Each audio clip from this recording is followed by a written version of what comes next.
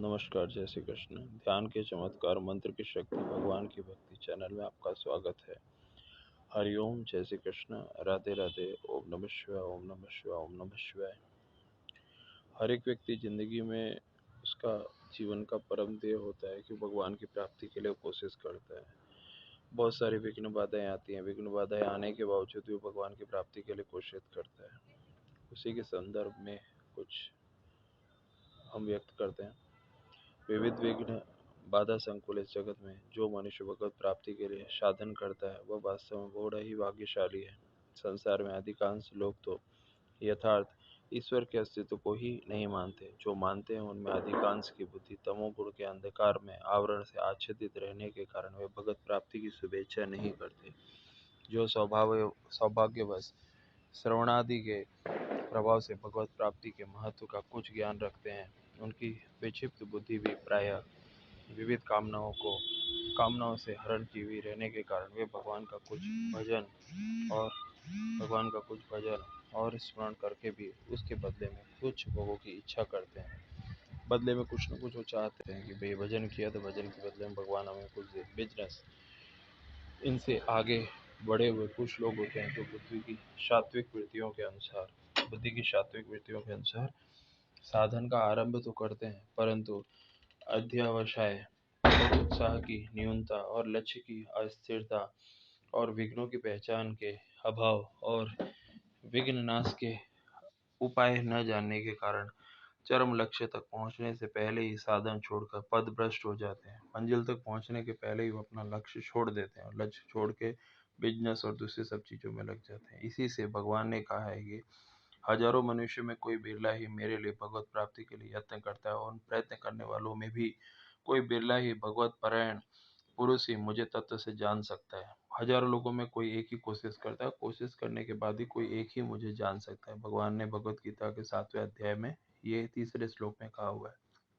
इतना होने पर भी जीव स्वभाव तो चाहता है कि परमात्मा को ही, क्योंकि सुख की चाह सबको है और सभी पूर्ण और दुख रहित तथा नित्य सुख चाहते हैं। एंड में जाके जीव को मालूम पड़ जाता है कि उसको एक दिन मरना ही मरना है और परमात्मा के अलावा दूसरी कोई चीजें सुख नहीं दे सकती हैं। कोई भी ऐसे सुख का अभिलाषी नहीं है जो अल्प दुख मिश्रित और सुख देने वाला हो, इसमें कोई संदेह नहीं है। बहुत बार मनुष्य किसी अल्प सुख विशेष को ही पूर्ण सुख मानकर कुछ समय के लिए उसमें तृप्त होना चाहता है, पर कुछ ही काल के बाद उसको जब उस सुख में भी अभाव की प्रतीति होती है, तब वह उसमें संतुष्ट न रहकर अभाव की पूर्ति के लिए आगे बढ़ता है। कोई काम और दूसरी वृत्तियों में लगा रहता है, स्त्री संग में लगा रहता है, फिर बाद में जाके उसको मालूम पड़ता है कि उसमें दुखी है। वो वापिस उसमें से निकल के अभाव की पूर्ति के लिए वो आगे बढ़ता है। उसको लग जाता है कि इसमें कोई सुख नहीं है।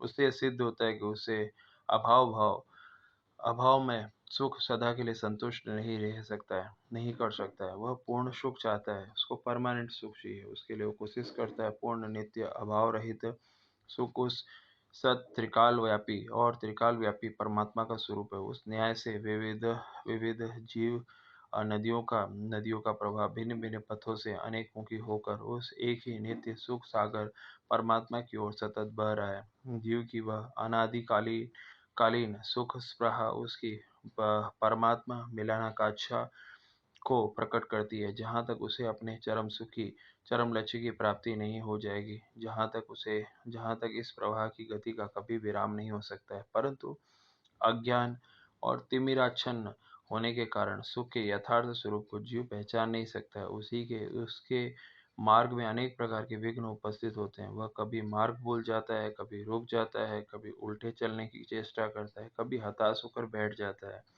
कभी किसी पंथशाला को ही अपना घर मानकर उसी के अंदर संपत्ति जोड़ने की कगार पे लगा रहता है। अल्प सुख को परम सुख समझकर उसी में रम जाता है। इसलिए ऐसे जीव पामर और विषयी कहलाते हैं। वो काम क्रोधी कहलाते हैं, वो काम में पड़े रहते हैं। उसके विपरीत जो अपने अध्यय को समझकर उसी की प्राप्ति के लिए बड़ी तत्परता के साथ यथाशक्ति नित्य निरंतर प्रयत्न करते हैं, वे साधक कहलाते हैं। साधक वही कहलाता है जो लगा रहता है, नहीं तो सब अपना काम कर ही रहे हैं। इस प्रकार साधन और पथारूढ़ होने के लिए उससे सबसे पहले ध्येय निश्चित करके लक्ष्य ठीक करने की आवश्यकता है। उसको अपना लक्ष्य मालूम होना चाहिए। मनुष्य को सबसे पहले इस बात का निश्चय करना चाहिए कि मेरे जीवन का परम ध्येय और लक्ष्य क्या है, किस लक्ष्य की ओर जीवन को ले जाना है। जब तक वो स्थिर नहीं रह पाएगा, तब तक मुझे कहाँ जाना है, तब तक मार्ग या मार्ग व्यय की चर्चा करना जैसे निरर्थक बातें हैं।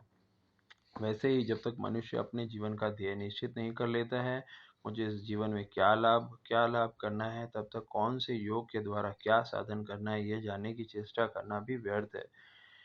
इस समय जगत में अधिक लोग प्रायः निरुद्देश्य बिना उद्देश्य के भटक रहे हैं। प्रकृति के प्रवाह ने अंधे हुए बहे जा रहे, उन्हें पता ही नहीं हम कौन हैं, जगत में मानव देह धारण करके हमें क्यों आए और हमें क्या करना चाहिए। किसी भी प्रकार से धनोपार्जन, किसी भी तरह से पैसा आना चाहिए, बस करके कुटुंब का भरण पोषण करना है, परिवार का पालन पोषण करना है, काम क्रोध से भरे रहना है, उसी के लिए जीवन बिता देना, साधारणतः यही अधिकांश लोगों का जीवनचर्या का उद्देश्य है। ऊपर कहा जा सकता है कि यह प्रत्येक मनुष्य का अनुभव भी है कि हम सुख चाहते हैं। अब विचार यह करना है कि हम जिन वस्तुओं के संग्रह और संरक्षण में अपना जीवन बिता रहे हैं, क्या वे वस्तुएं हमें सुख रूप देंगी। यह तो सभी जानते हैं कि संसार की प्रत्येक वस्तु क्षणभंगुर है और विनाशील है। जो विनाशी है वह अनित्य है और अनित्य ही रहेगा। उसका एक दिन वियोग अवश्यंभावी है। जिस मनुष्य की प्राप्ति और भोग के समय सुख होता है, उसके वियोग में दुख अवश्य होता है। अतः संसार की प्रत्येक वस्तु वियोगशील होने के कारण दुखप्रद है। पुत्र के जन्म के समय बधाइयाँ बांटी जाती है, बड़ा आनंद होता है। बच्चे की घर में खेलता हुआ देखकर चित कुसुम की कलियों की तरह खुल जाता है और व्यक्ति खुश हो जाता है। परंतु एक दिन ऐसा अवश्य आता है जिस दिन वह तो हम वह हमें छोड़कर चल बसता है, तो उसे छोड़कर हमें परवश होकर परलोक सिधारना पड़ता है। उसकी मानी हुई प्रिय वस्तु जब छूटती है तो उसे दुख होता है। इसका अनुभव प्राय हम सभी को होता है, इसलिए इस पुत्र वियोग में भी हमें उतना ही प्रत्युत उससे भी अधिक दुख होता है। जितना सुख होता है उसके जन्म में, उतना मरने के बाद दुख होता है। पीछे उसे आंगन में खेलते हुए देखकर हुआ था वही सुख था, वही मरने के बाद उसको दुख होता है। जब वह पुत्र जो है वो अपनी पत्नी के साथ वह माता पिता को छोड़कर चला जाता है, तब भी उसको दुख होता है। यही न्याय है। स्त्री, स्वामी, माता पिता, गुरु, शिष्य, मान, कीर्ति और स्वर्ग और शरीर, सभी पर यही लागू होता है। सारांश यह है कि अनित्य वस्तु में केवल पूर्ण सुख कदापि नहीं है, उसका अंत तो दुख में होता ही है। विचार करने पर नित्य अनित्य सुख भोग कर भी दुख से सना हुआ ही प्रतीत होता है। इस लोक और परलोक के सभी भोग पदार्थ अनित्य हैं, परंतु इस अनित्य के पीछे भी अधिष्ठाता रूप से एक सत्य छिपा हुआ है, जो सदा एक रस है, अव्यय है और नित्य वस्तु है। उसके संबंध में भगवान ने गीता जी में भी कहा है कि जो किसी काल में न जन्मता है, न मरता है, न होकर भी होने वाला है, वह तो अजन्मा, नित्य, सनातन, पुरातन है। शरीर के नाश होने पर भी नाश नहीं होता है। ऐसा वह परम पदार्थ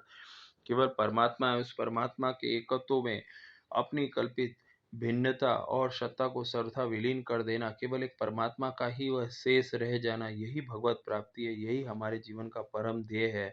उपयुक्त नित्य नित्य वस्तु को विचार करके यह ध्येय निश्चित किया जाता है। यह ध्येय की ओर सदा लगे रहने के लिए ही सर्वप्रथम साधन और वैराग्य है। भगवत गीता के दूसरे भाग में 20वें श्लोक में भगवान कृष्ण ने यह कहा हुआ है कि किसी भी काल में न जमता है न मरता है, भगवान कृष्ण की स्तुति करता है या उसे परमात्मा की प्राप्ति के लिए उस परमात्मा को ही एक शेष मान के चलता है, तो उसी को भगवत प्राप्ति कहते हैं। इसलिए व्यक्ति को अधिक से अधिक टाइम भगवान का चिंतन करना चाहिए, मंत्र जाप करना चाहिए, ध्यान करना चाहिए। अगर वो ऐसा करता है तो उसको एक न एक दिन सफलता जरूर मिलती है। परमात्मा की प्राप्ति की दिशा में बढ़ने के अंदर उसका विचार उस दिशा में बढ़ता है और उस विचार पे वो स्थिर रहता है, क्योंकि हजारों में से कोई एक ही व्यक्ति भगवान की चिंतन और भगवान के मंत्र जाप और ध्यान की दिशा में बढ़ता है। कितने लोग बीच में छोड़ देते हैं, कितने लोग भटक जाते हैं।